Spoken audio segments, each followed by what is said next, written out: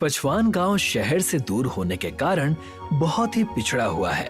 यहाँ पर जीवन जीने की सुख सुविधाएं बहुत कम हैं। गांव के आसपास दूर दूर तक सड़क नहीं है और यहाँ तक कि गांव में बच्चों के पढ़ने के लिए स्कूल तक नहीं है, जिसकी वजह से इस गांव के सभी बच्चों को पढ़ने के लिए दूर जाना पड़ता है। रघु भैया, जल्दी तैयार हो जाओ, नहीं तो हम लोग आज फिर स्कूल देरी से पहुँचेंगे। थोड़ी देर और सोने दो ना दीदी, मुझे नींद आ रही है। नहीं, जल्दी से उठ जाओ और स्कूल जाने की तैयारी करो।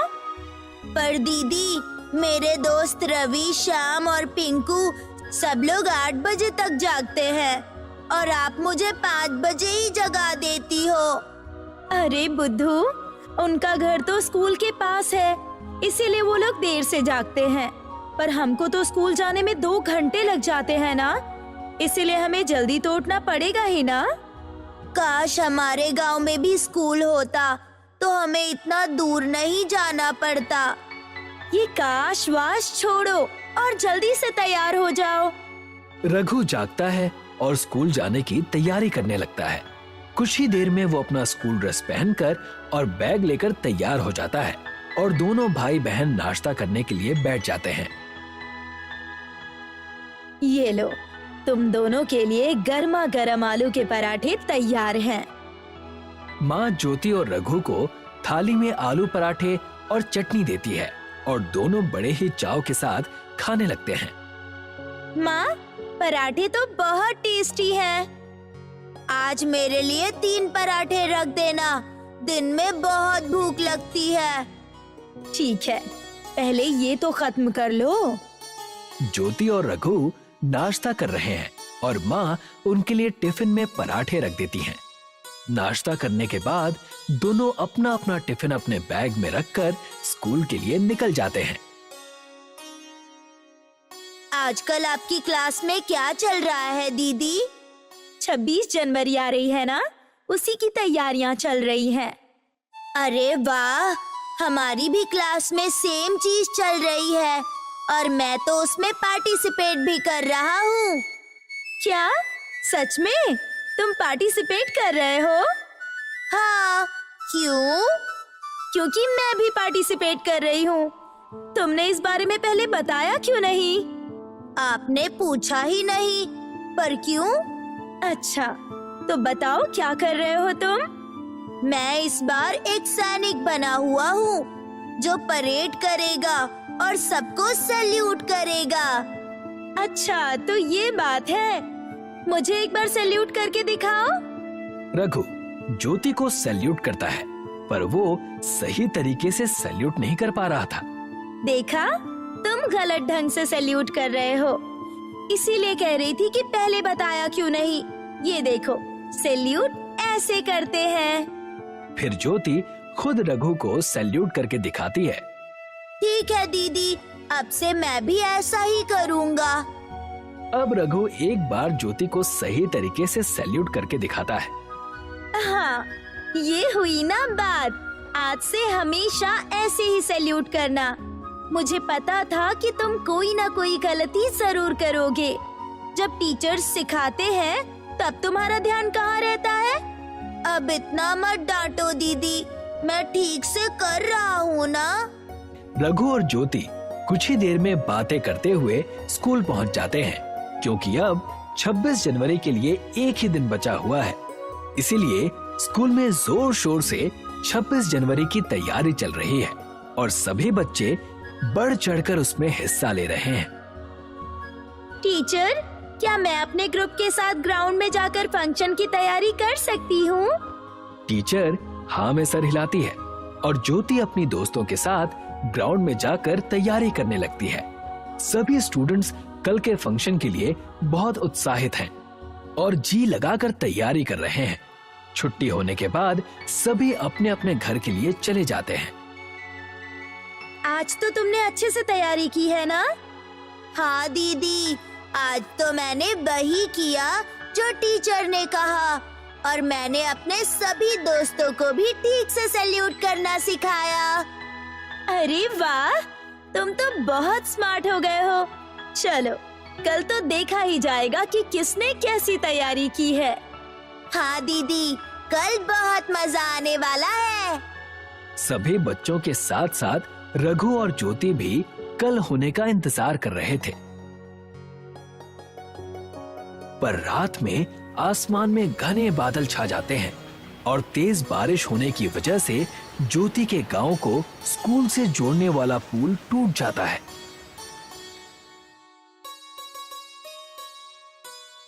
जब सुबह के समय रघु और ज्योति स्कूल के लिए जाते हुए ये देखते हैं तो वो दोनों बहुत दुखी हो जाते हैं।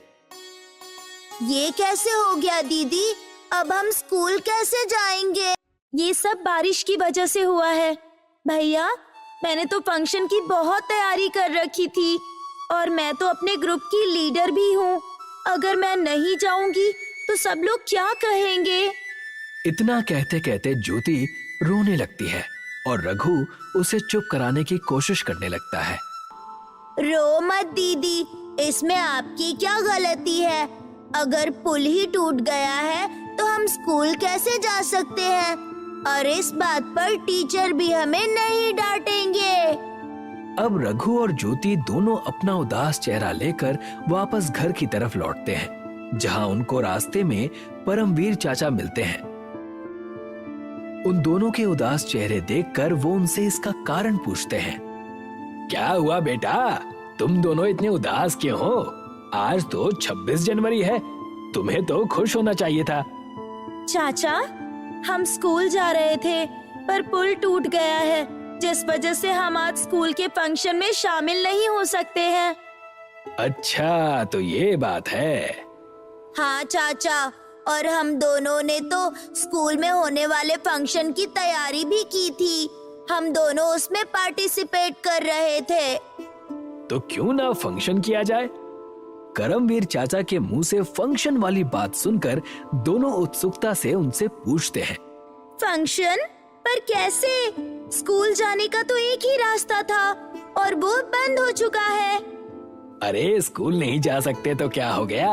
हम लोग आज गांव में ही फंक्शन करेंगे और अपने गांव के मैदान में ही तिरंगा फहराएंगे। ये तो बहुत अच्छा आइडिया है। ये आपके दिमाग में कैसे आया? तुम लोग शायद भूल गए हो कि मैं एक फौजी हूँ और जब हम लोग बॉर्डर पर दूर दूर होते हैं और परेड में शामिल नहीं हो पाते हैं तो हम सभी वहीं अपने अपने कैंप के पास तिरंगा फहराते हैं। अच्छा, आपने पिछले साल भी ऐसा ही किया था क्या? हाँ, और अब ज्यादा सवाल मत पूछो और जल्दी से जाकर दुकान से एक तिरंगा खरीद कर लाओ, नहीं तो सब बिक जाएंगे। रघु और ज्योति दुकान पर जाते हैं और दुकानदार से तिरंगा मांगते हैं। अंकल जी, एक बड़ा वाला तिरंगा देना। ये देखो, ये वाला चाहिए क्या तुमको? हाँ हाँ, यही चाहिए। ठीक है, ये लो। रघु उन्हें पैसे देता है और झंडा खरीदकर दोनों करमवीर चाचा के पास आ जाते हैं। चलो, अब हमारे पास तिरंगा तो आ गया, अब हमें आगे की तैयारी करनी होगी। करमवीर चाचा उस तिरंगे को एक डंडे पर बांध देते हैं और रघु उसे अपने हाथ में लेकर नारे लगाने लगता है। 26 जनवरी गणतंत्र दिवस अमर रहे, अमर रहे। हमारा तिरंगा ऊंचा रहे। चलो, अब हमें एक मंच तैयार करना होगा जहां तुम दोनों गांव वालों को अपना कार्यक्रम दिखा सकते हो। क्यों ना हम ये फंक्शन गांव के बड़े वाले मैदान में करें? हाँ, ये ठीक रहेगा।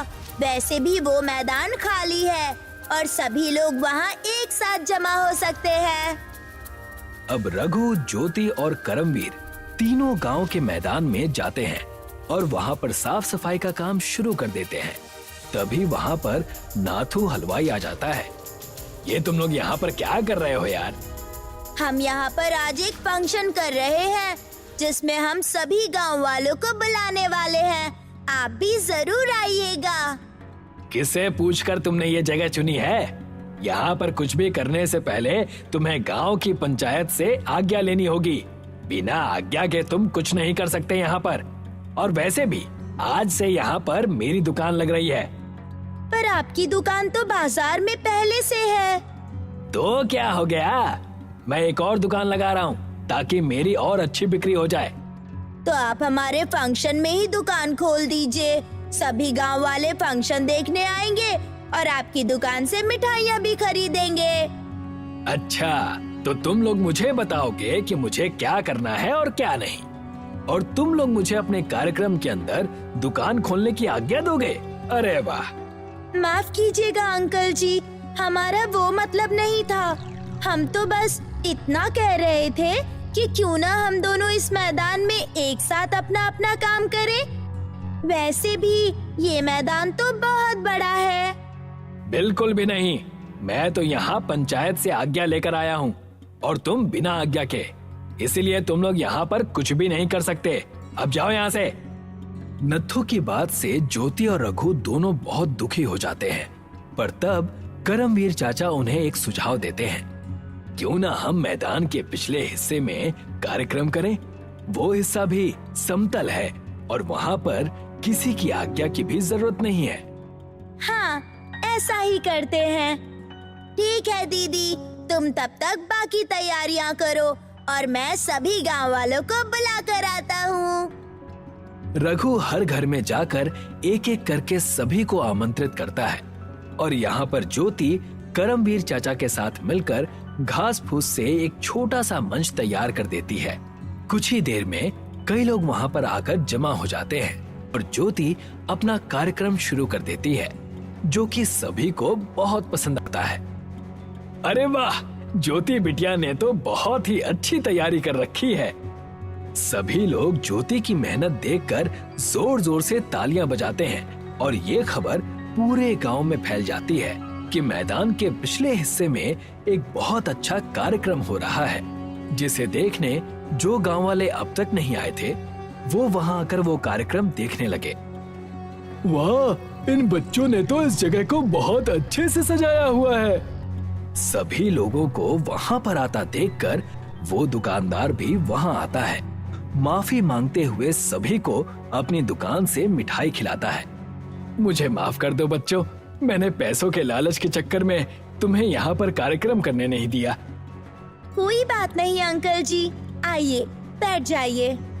तुमने बहुत अच्छा कार्यक्रम किया, मुझे अपने बचपन की स्कूल के समय की याद आ गई। सब लोग नत्थू हलवाई के हाथों की बनाई हुई मिठाई खाते हैं। अब रघु भी अपना तैयार किया हुआ कार्यक्रम सबको दिखाता है, जिसमें करमवीर चाचा उसकी मदद करते हैं और ये कार्यक्रम भी सभी को बहुत पसंद आता है और सभी लोग बड़े धूमधाम से 26 जनवरी मनाते हैं। बबली के पिताजी रतन सिंह आर्मी में थे। इस समय छुट्टियों में वे घर पर आए हुए थे। करिश्मा अक्सर अपने पिताजी की आर्मी वाली वर्दी पहन लिया करती और पूरे घर में नकली बंदूक लेकर घूमा करती। बेटी, ये तू क्या कर रही है? पिताजी, मैं बड़ी होकर आर्मी में जाना चाहती हूँ और देश के दुश्मनों से लड़ना चाहती हूँ। बंदूक चलाते हुए कितना मजा आता होगा। अगली, घर में बंदूक लेकर घूमना एक बात है और बॉर्डर पर बंदूक चलाना दूसरी बात। पिताजी, मुझे भी किसी दिन बॉर्डर पे ले चलना। अरे, मैं तो भूल ही गई, परसों मेरा बर्थडे है। पिताजी, जल्दी बाजार चलिए, बहुत सारा सामान लेकर आना है। करिश्मा के बर्थडे के एक दिन पहले ही रतन सिंह का फोन आ जाता है। जी सर, बस मैं निकल रहा हूँ। क्या हुआ पापा, किसका फोन था? बेटा, मुझे अभी लद्दाख निकलना होगा। लगता है बॉर्डर पर चाइना के साथ कुछ प्रॉब्लम हो गई है। पिताजी, क्या आप एक दिन और नहीं रुक सकते? मेरा बर्थडे मनाकर ही जाते। नहीं बेटा, मुझे जाना होगा। आर्मी वालों के लिए सबसे पहले उनकी ड्यूटी, उनका देश महत्वपूर्ण है। करिश्मा आंखों में आंसू लिए अपने पिता को गुड बाय कहती है। रतन सिंह लद्दाख में चीन की सीमा से लगे अपने कैंप पर पहुंचते हैं। रतन सिंह, मैं तुम्हारा ही इंतजार कर रहा था। अरे राम बहादुर, तुम कब आए? मैं 2 दिन पहले ही यहाँ पहुंच गया था। क्या बॉर्डर पर कुछ हुआ है? हाँ, चीन के कुछ सैनिक हमारी सीमा में घुस आए हैं। आज शाम को चीन के साथ मीटिंग होगी। इंडिया के आर्मी ऑफिसर की चाइना के ऑफिसर से बात होती है। दोनों देशों में ये सहमति बनती है कि कोई किसी की सीमा में नहीं घुसेगा। रतन सिंह और बाकी आर्मी ऑफिसर कैंप में वापस आ जाते हैं। उस रात खाना खाने के बाद रतन सिंह और राम बहादुर बातें कर रहे थे। बिटिया का जन्मदिन था, लेकिन फिर यहाँ आना पड़ा। राम बहादुर, अगर कभी ऐसा हो जाए कि मैं वापस लौट कर ना आऊं, तो ये सूट सलवार का कपड़ा मेरी बेटी तक पहुंचा देना। मैं उसे बर्थडे पर गिफ्ट करना चाहता था। रास्ते में डोकलामपुर की बाजार से मैंने इसे खरीदा। तुम ऐसा क्यों सोचते हो? तुम खुद ही अपनी बेटी को ये उपहार लेकर जाना। चाइना पर भरोसा नहीं कर सकते। अभी सब कुछ ठीक नहीं है। कल पता नहीं क्या हो जाए। अगले दिन चीनी सैनिक भारत की सीमा में घुस आते हैं। भारत और चीन के सैनिकों के बीच झड़प हो जाती है। रतन सिंह सहित भारत के कुछ सैनिक शहीद हो जाते हैं और राम बहादुर घायल हो जाता है। सेना की टुकड़ी घायल सैनिकों को कैंप में ही छोड़कर चीन की सीमा में घुसती है और उनके कैंप पर हमला करती है। भारत और चाइना के बीच लड़ाई छिड़ जाती है। दोनों तरफ से सैनिक शहीद होने लगते हैं। उधर कैंप में खाने का सामान खत्म होने लगता है। मेरा दोस्त रतन सिंह शहीद हो गया और मैं यहीं पर बैठा पड़ा हूँ। तुम घायल हो राम बहादुर। ठीक है, अगर मैं मोर्चे पर जाकर कुछ नहीं कर सकता तो ना सही, लेकिन दूसरी तरह से सेना की मदद कर सकता हूँ। सेना के कैंप से कुछ किलोमीटर दूरी पर डोकलामपुर नाम का गांव था। सीमा पर अक्सर गोलीबारी होती रहती थी, इसीलिए गांव के लोग घर से बाहर कम ही निकला करते थे। गांव में आरव नाम का लड़का अपनी माँ के साथ रहता था। 5 साल पहले जब आरव के पिताजी भेड़ों को चारा खिला रहे थे, तो एक तोप का गोला उनके ऊपर आ गिरा और उनकी मृत्यु हो गई। इसीलिए आरव की माँ आरव को बिल्कुल भी घर से बाहर नहीं निकलने देती थी। मैं भेड़ों को लेकर जंगल में जा रहा हूँ। तेरा दिमाग खराब हो गया है। सीमा पर युद्ध चल रहा है। गोली लग गई तो तू भी अपने पिताजी की तरह मर जाएगा। मैं घर में बैठे बैठे बोर हो रहा हूँ। मुझे नहीं पता, मैं जा रहा हूँ। आरव अपनी माँ की बात नहीं सुनता और भेड़ें लेकर जंगल की ओर चल पड़ता है। रास्ते में उसे राम बहादुर मिल जाता है। बेटा, मैं सेना के कैंप से आ रहा हूँ। कैंप में खाना खत्म हो गया है। क्या तुम्हारे गांव के लोग मदद कर सकते हैं? आरव राम बहादुर को लेकर गांव में पहुंचता है। सुनो सुनो गांव वालों, कैंप से एक सैनिक आया है। हमें उसकी मदद करनी चाहिए। चीन और भारत के बीच युद्ध चल रहा है। हमें अपने देश की मदद करनी चाहिए। जिसके घर में जो भी खाने को हो, लाकर सैनिक को दे दो। गांव वाले रतन सिंह को खाने का बहुत सा सामान देते हैं। गांव के कुछ युवा राम बहादुर के साथ जाकर युद्ध में मोर्चा संभालने की बात कहते हैं। सैनिकों की कमी हो रही है। हम आपके साथ जाएंगे और लड़ेंगे।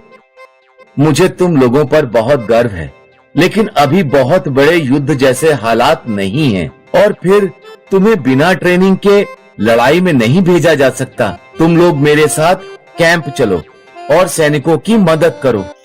जब तक सीमा पर लड़ाई चलती है, गांव के लड़के कैंप में खाना बनाने, खाने का इंतजाम करने और दूसरे घायल सैनिकों की मदद करने जैसा काम संभालते हैं और सैनिकों की हर संभव तरीके से मदद करते हैं।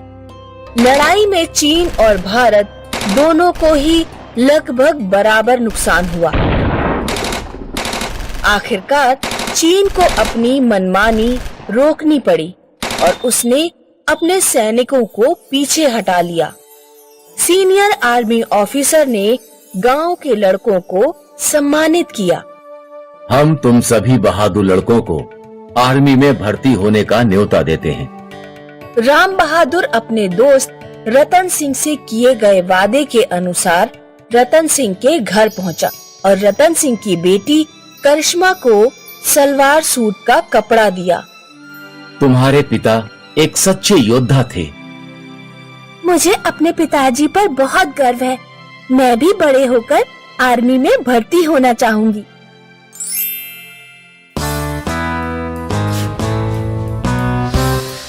ये है रिटायर्ड जनरल भीमसेन जी। वैसे तो ये रिटायर्ड हैं, लेकिन अब भी इनकी मेजर वाली ठाठ है। विमला सुबह के 7 बज गए हैं। लाई जी, ये लीजिए। तुम आजकल बहुत लेट हो रही हो। मैं कोई आपकी जवान हूँ जो हमेशा वक्त पर रहूं? जरा मेरी उम्र का भी ख्याल कर लीजिए।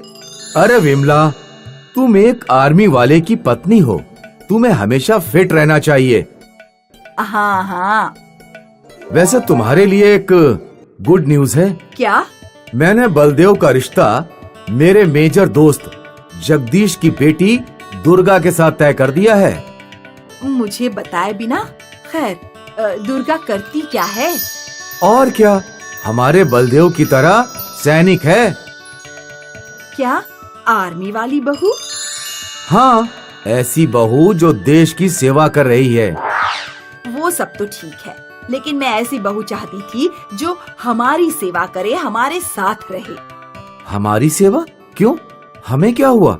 तुम्हें तो गर्व होना चाहिए कि तुम्हारी होने वाली बहू सैनिक है। पर मेरी बात तो सुनिए। अब कोई बहस नहीं, जल्द ही दोनों की शादी कर देंगे। भीमसेन ने अपनी पत्नी की एक ना सुनी। कुछ महीनों बाद बलदेव घर आया। भीमसेन और विमला उसे देखकर बहुत खुश थे। कितने दिनों की छुट्टी है? 1 महीने की पापा। अच्छा है, फिर तैयारी शुरू कर दो। किस चीज की तैयारी? तुम्हें अपने बैचमेट याद है दुर्गा? हाँ, मैंने तुम्हारी और दुर्गा की शादी तय कर दी है। बलदेव बहुत खुश था क्योंकि उसे दुर्गा पसंद थी, पर विमला दुखी थी क्योंकि उसे ऐसी बहू चाहिए थी जो उसकी सेवा करे, ना कि देश की।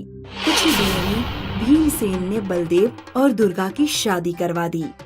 विमला नाखुश थी, पर भीमसेन के आगे उसकी कहाँ कुछ चलती थी। कुछ दिनों तक दुर्गा ने अपने सास ससुर की अच्छी सेवा की।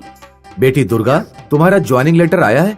तुम्हें और बलदेव को अगले हफ्ते ही ज्वाइन करना होगा। जी पापा।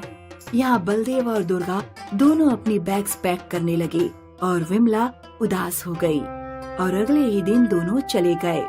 विमला को आजकल घर खाली खाली लगने लगा, इसलिए मैंने आपसे कहा था कि आर्मी वाली बहू नहीं चाहिए। वो कहाँ हमेशा के लिए गए हैं? कुछ ही दिनों की बात है। जंग खत्म होने के बाद तुम्हारे पास ही वापस आएंगे।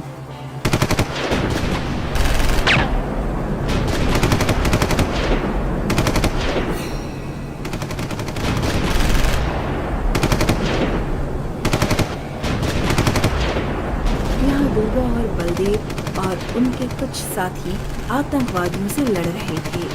बलदेव बहुत बहादुरी से आगे बढ़ा, पर वो दुश्मनों की गोलियों से घायल हो गया। और फिर बलदेव को बचाने के लिए दुर्गा ने अपनी जान जोखिम में डाली। उसने दुश्मनों को मारा और बलदेव को सही सलामत हॉस्पिटल ले गई। आर्मी हॉस्पिटल में डॉक्टर ने बलदेव का अच्छे से इलाज किया। कुछ दिनों बाद जंग खत्म हुई और बलदेव और दुर्गा दोनों घर लौटे। विमला ने अपनी बहू को गले लगाया। आज तुम्हारी वजह से मेरा बेटा सही सलामत घर लौटा है। तुम्हारा शुक्रिया। माँ जी, ये मेरा फर्ज था। विमला ने दुर्गा को गले लगाया। मैं नहीं कहता था, तुम्हें अपनी बहू पर गर्व होगा। क्यों ना हो, आखिर मेरी बहू आर्मी वाली है।